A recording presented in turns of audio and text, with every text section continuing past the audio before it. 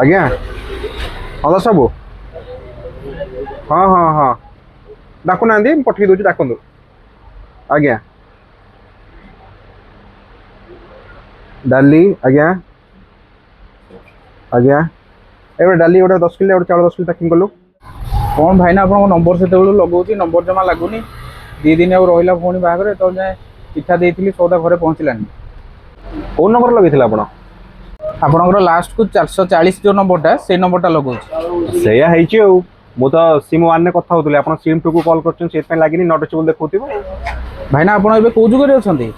ଏବେ ବା ସିମ୍ ୱାନରେ କଥା ହେଲେ ସିମ୍ ଟୁରେ ଫୋନ୍ ୱେଟିଂ ଆସିଲାଣି। ଟେକ୍ନୋଲୋଜି ବହୁତ ଆଗକୁ ଗଲାଣି। Dual sim dual active technology ଆସିଗଲାଣି। ସତରେ ନା କଣ ଏମିତି ଟେକ୍ନୋଲୋଜି ପଳେଇ ଆସିଲାଣି? କୋଉ ଫୋନ୍ ଅଛି ମୁଁ ତ କାହିଁ ଜାଣିନି ମତେ ତ ଏମିତି ଗୋଟେ ଫୋନ୍ ଦରକାର। ଭାଇ ଏଇଟା ହେଉଛି ଓପୋର ନୂଆ F29 ଯେଉଁଥିରେ କି dual sim dual active technology ଅଛି।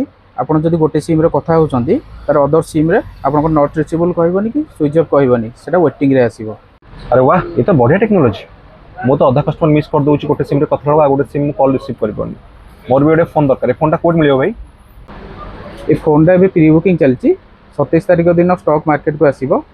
ଆପଣ ଚାହିଁଲେ ଆପଣଙ୍କ ନିକଟସ୍ଥ ମୋବାଇଲ ଦୋକାନରୁ 27 ତାରିଖ ଦିନ ପରଚେଜ୍ କରିପାରିବେ। ହଉ ଭାଇ ମୋର ବି ଗୋଟେ ପ୍ରି ବୁକିଂ ଆପଣ କରିଦିଅନ୍ତୁ। ମୁଁ ବି 27 ଦିନ ଦୋକାନ ଯାଇ ଗୋଟେ ଫୋନ୍ଟେ କିଣିଦେବି। ଆଉ ଆସନ୍ତୁ ଆପଣ ସୌଦାଟା ବନେଇଦେବା।